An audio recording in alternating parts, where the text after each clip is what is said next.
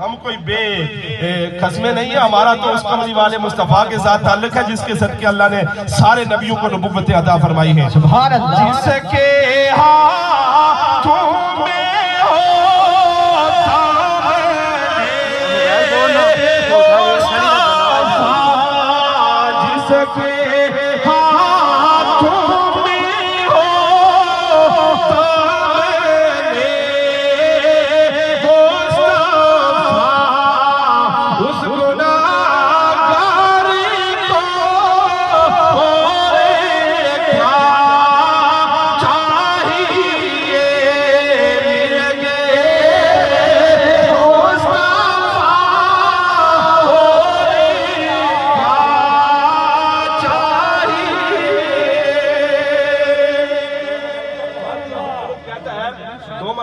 رسول پر حاضری ہوئی ہے، انشاءاللہ تیسری مرتبہ بھی تیاری ہے۔ ایک دفعہ بندہ جائے تو پھر طرف بڑھ جاتی ہے۔ شاعر کہتا ہے سبز گنبد خوابوں میں آنے لگا، سبز گنبد خوابوں میں آنے لگا،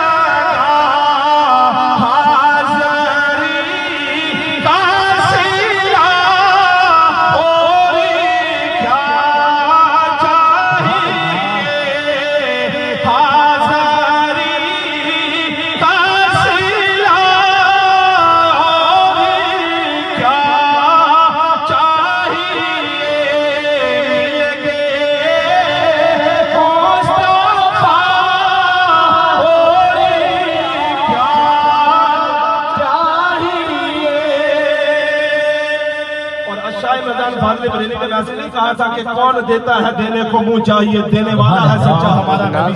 جس نبی کے دینے کی بات انہوں نے کیا اس نبی کی عطا دیکھیں۔ بھر کر جھولی میری میرے سرکار نے، بھر کر جھولی میری میرے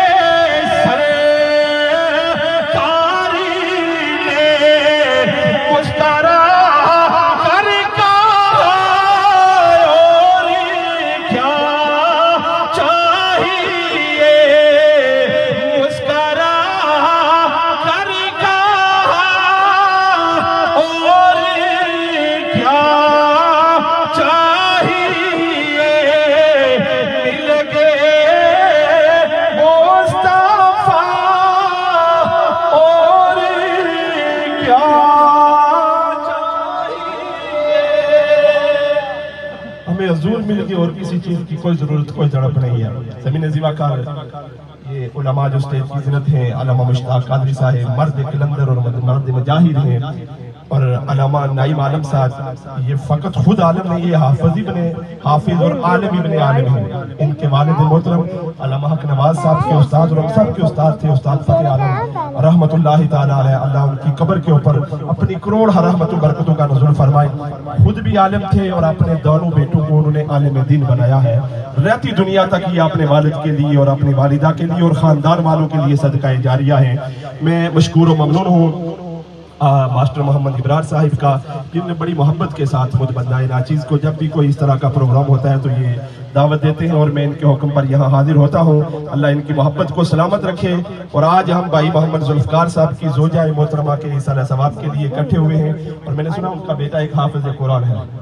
کتنی خوش نصیب ہے وہ مائی صاحبہ کہ جن کا بیٹا حافظ قرآن ہے۔ حضور نے فرمایا کہ قیامت کے دن حفاظ کرام جو ہوں گے نا، ان کے والدین کے سروں کے اوپر نورانی تاج ہوں گے۔ ان کے اب حافظ کا اپنا عمل جو ہے وہ اس کا اور اللہ کا معاملہ ہے، لیکن اس کے والدین کو اللہ ضرور صلہ دے گا کہ قیامت کے دن والدین کے سروں کے اوپر جب نورانی تاج ہوں گے، لوگ پوچھیں گے مولا یہ کون سے بندے ہیں؟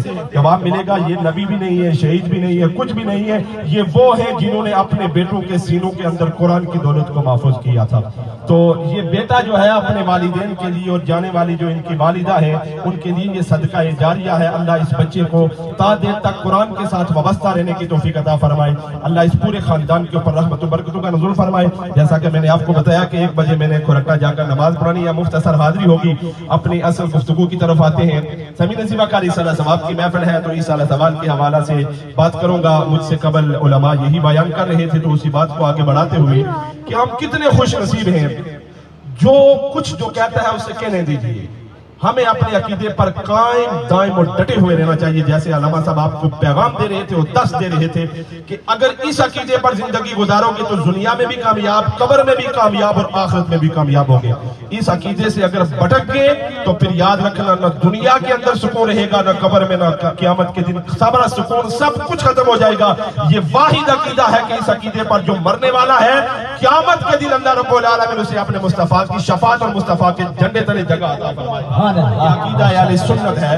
ہم خوش نصیب اور خوش بخت اور سعادت مند ہیں کہ ہمیں اللہ نے اس نبی کی امت میں پیدا فرمایا کہ جس نبی کی امت کے لیے فقط مومن ہی دعا نہیں کرتے، عرش کے فرشتے بھی اللہ کی بارگاہ میں بخشش کی دعا کرتے ہیں۔ علامہ صاحب کہ حضور کی امت کے لیے یہ امتیازی شان اللہ نے رکھی ہے کہ اس کے لیے عرش کے فرشتے بھی بخشش کی دعا کرتے ہیں۔ آدم علیہ السلام سے لے کر عیسیٰ روح اللہ تک جتنے نبی دنیا میں آئے، ہر نبی کا مقام، رتبہ، فضیلت، عظمت، رفعت، بلندی، بزرگی اپنی جگہ، لیکن اللہ نے جو مقام، جو مرتبہ، جو رفعت، جو بلندی مصطفیٰ کو عطا فرمائی اور کسی نبی کے حصے میں وہ بات نہیں آئی۔ اور حضور کی امت کی شان کنتم خیر امت اخرجت للناس تأمرون بالمعروف، اللہ فرماتا ہے کہ مصطفیٰ کی امت باقی ساری امتوں سے بہترین امت ہے۔ جس امت کو اللہ بہترین کہے، اگر پھر اس امت کی کیا باتیں ہیں اور اس امت کی کیا کہنے ہیں کہ جسے اللہ بہترین کہہ رہا ہے۔ سمیع نصیبہ کار آدم علیہ السلام اللہ کے بڑے برگزیدہ پیغمبر ہیں، اور آدم علیہ السلام ساری انسانیت کے باپ ہیں۔ آدم علیہ السلام، لیکن میں نے یہ نہیں پڑھا، علامہ صاحب نے بھی یقیناً نہیں پڑھا ہوگا کہ کہیں یہ لکھا ہو کہ آدم کی امت کے لیے فرشتے بخشش کی دعا کرتے ہیں۔ مقام آدم علیہ السلام کا اپنی جگہ کہ عرش پر جو سجدہ کیا تھا نا فرشتوں کو، فرشتوں نے آدم علیہ السلام کو کیا تھا، ظاہری طور پر جثہ آدم کا تھا، لیکن جو سجدہ ہوا تھا وہ بھی نور مصطفیٰ جو آپ کی پیشانی میں چمک رہا تھا، فرشتوں نے اسے سجدہ کیا۔ سبحان اللہ، اللہ کے پیغمبر آدم علیہ السلام۔ اللہ رب العالمین نے آدم نبی علیہ السلام کو اس دنیا کے اندر اپنا نائب اور خلیفہ مقرر کر کے بھیجا ہے۔ آدم علیہ السلام جب اپنے گھر سے نکلتے ہیں، درخت بھی آدم علیہ السلام کو دیکھ کر سلامیاں پیش کرتے ہیں۔ آدم نبی اللہ کی بارگاہ میں التجا کرتے، رب العالمین اے احکام الحاکمین، اے ساری کائنات کے پالنہار رب، جدھر سے گزرتا ہوں، جدھر جاتا ہوں، یہ درخت بھی مجھ پر سلام پڑھتے ہیں، یہ شجر و حجر بھی سلام پڑھتے ہیں۔ رب العالمین وجہ کیا ہے؟ اللہ نے فرمایا آدم نبی یہ سلام جو پڑھا جا رہا ہے، میرے تیری پیشانی کے اندر نور مصطفیٰ رکھا، جو نور مصطفیٰ کو دیکھتا ہے ان پر سلام پڑھتا جا رہا ہے۔ مقام اتنا ہے آدم نبی کا، رتبہ اتنا ہے آدم نبی کا، لیکن اللہ رب العالمین نے یہ نہیں فرمایا اے آدم نبی تیری امت کے لیے عرش کے فرشتے میری بارگاہ میں بخشش کی دعا کرتے ہیں۔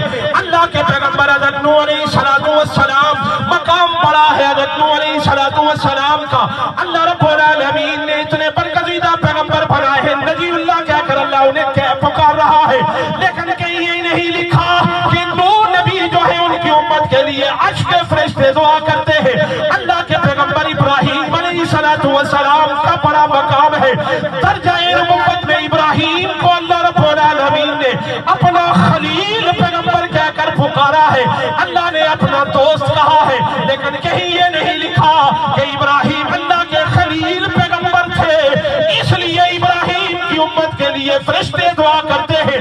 موسیٰ علیہ السلام اللہ کے بڑے لاڈلے برگزیدہ پیغمبر ہیں، کوہ طور پر جا کر اپنے رب کے ساتھ ہم کلام ہوتے ہیں، اللہ نے کلیم ہونے کا شرف بخشا ہے، لیکن کہیں یہ نہیں لکھا کہ موسیٰ اللہ کے کلیم پیغمبر ہے، اس لیے موسیٰ کی امت کے لیے فرشتے دعا کرتے ہیں۔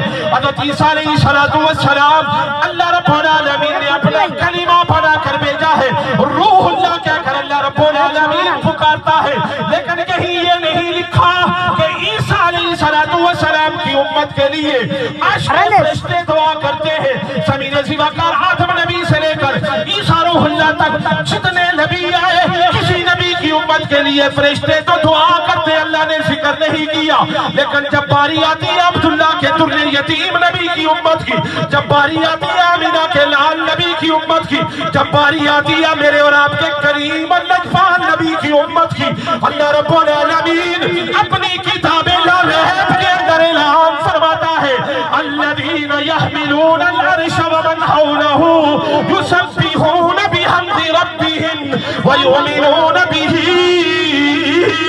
ویستغفرون للذین آمنوا۔ نعرہ تکبیر، نعرہ رسالت، نعرہ حیدری، تاجدار ختم نبوت، تاجدار ختم نبوت۔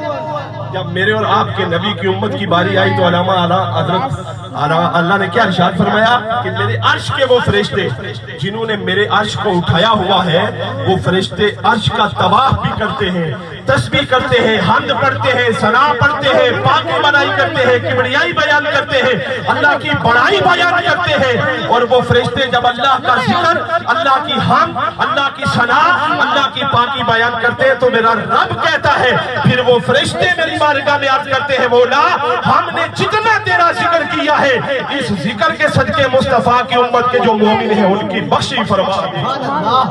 کہاں ہے وہ لوگ جو اعتراض کرتے ہیں کہ اس طرح ثواب کرنا جائز نہیں ہے؟ سب سے پہلے فتویٰ لگائے فرشتوں پر، جو فرشتے اللہ کی محبوب نبی کی امت کے لیے بخشش کی دعا کرتے ہیں۔ اگر کسی کے لیے دعا مانگنا شرک اور بدعت ہوتا تو اللہ قرآن کے اندر ایسی آیات کا نزول کرتا نہیں۔ اللہ نے قرآن کے اندر یہ آیت نازل کر کے صبح قیامت تک آنے والے مصطفیٰ کے امتیوں کو بتا دیا، اے امتیوں تم بھی ایک دوسرے کے لیے دعا کرنا، تم اتنے خوش نصیب ہوں گے تمہارے لیے عرش کے فرشتے بھی میری بارگاہ سے بخشش کی دعا کا سوال کرتے ہیں، فرشتے بھی بخشش کی دعا کا سوال کرتے ہیں، عرض کرتے ہیں۔ اور علماء سب یہاں بیٹھے ہیں کہ اللہ کے محبوب نبی کی امت کے فقط مومنوں کے لیے نہیں، اس سے اگلی آیات مبارکہ کے اندر آتا ہے حضور کی امت کے جو مومن ہیں ان کی جو بیویاں ہیں، ان کی جو اولاد ہیں، ان کے جو آباء و اجداد ہیں، ان کے لیے بھی فرشتے اللہ کی بارگاہ میں بخشش کی دعا کرتے ہیں۔ اللہ کے لیے فرشتے جو ہیں وہ بخشش کی دعا کرتے ہیں۔ رحمہ صاحب وقت مختصر ہے، میرا ویسے بڑا دل تھا کہ بڑی آیات مبارکہ پڑھ کے سناتا حدیث مبارکہ۔ اب آقا علیہ السلام نے خود بھی دعا مانگی ہے اور اللہ نے حکم دیا میرے کریم نبی کو وَصَلِّ عَلَيْهِمْ إِنَّ صَلَاتَكَ سَكَنٌ لَهُمْ، اے مصطفیٰ آپ ان کے لیے میری بارگاہ سے مانگا کریں۔ آقا علیہ السلام دنیا میں آئے تو امت کے لیے دعا، دنیا سے گئے تو امت کے لیے دعا، جتنی زندگی میرے نبی دنیا میں رہے ہر وقت اپنی امت کی فکر میں اللہ کی بارگاہ میں بخشش کی دعا کرتے رہے۔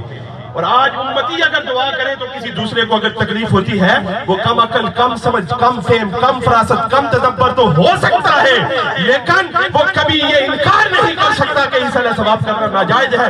ناجائز نہیں بلکہ یہ قرآن سے بھی ثابت ہے، احادیث سے بھی ثابت ہے، مفسرین، محققین، علماء، مشائخ کے اقوال اور ان کے طریقوں سے ثابت ہے کہ آپ نے فوت شدگان کے لیے دعا کرنا یہ فرشتوں کی بھی سنت ہے اور کملی والے مصطفیٰ کی بھی سنت اور تمام انبیاء کی سنت ہے۔ اب یہ کھانا ہم جو سامنے رکھ کر دعا مانگتے ہیں، اعتراض ہوتا ہے جی کہ اتنا لنگر پکاتے ہیں سامنے رکھ کر دعا کرتے ہیں، یہ کہاں سے ثابت ہے؟ یہ بھی حدیث سے ثابت کر کے بتاؤں گا۔ غزوہ تبوک کا موقع تھا، آقا علیہ السلام کے صحابہ حضور کے ساتھ تھے، جگہ پڑاؤ ڈالا تو آپ کے جو صحابہ تھے ان کے پاس جو کھانا تھا وہ کم ہو گیا۔ علامہ مشتاق صاحب توجہ کہ کھانا کم مقدار میں تھا تو صحابہ نے آپس میں مشورہ کیا کہ اب کھانا کم ہے کریں کیا؟ سب نے یہ سوچا کہ ایک اونٹ ذبح کرتے ہیں، ایک اونٹ ذبح کر کے ہم سارے جتنے بھی ہیں ہم تناول فرمائیں گے۔ ساری بات لے کر سیدنا فاروق اعظم کے پاس جاتے ہیں، جا کر اپنا وہ مشورہ کہتے ہیں کہ ہمارا یہ مشورہ کہ اونٹ ذبح کر کے ہم تناول فرمائیں گے۔ سیدنا فاروق اعظم نے کہا کہ اگر اونٹ ذبح کر لیے تو جو آگے جانے والا سفر ہے وہ ہم پیادل کیسے طے کریں گے؟ اونٹ ذبح کریں گے تو سواری ختم ہو جائے گی۔ اب صحابہ نے کیا کہ فاروق اعظم نے کیا کیا؟ فاروق اعظم نے فرمایا آپ کے پاس جتنا کھانا ہے وہ میرے پاس لے آئے۔ سارے صحابہ کے پاس، کسی کے پاس کھجور تھی، کسی کے پاس جو کی روٹی تھی، کسی کے پاس دودھ تھا، جو چیزیں تھی وہ ساری مختصر سی اکٹھی کر کے فاروق اعظم کی بارگاہ میں جاتے ہیں۔ قربان جائے فاروق اعظم کی شان پر۔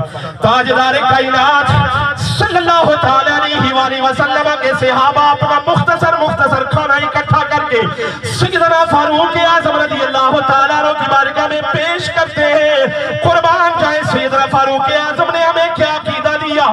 فاروق اعظم وہ سارا کھانا اٹھا کر صحابہ کو لے کر میرے کریم اور لجپال نبی کی بارگاہ میں پیش کرتے ہیں، عرض کرتے ہیں یا رسول اللہ یا حبیب اللہ ہمارے پاس کھانا کم مقدار میں ہے، کھانے والے افراد تعداد میں زیادہ ہے، یا رسول اللہ برکت کی دعا فرمائے۔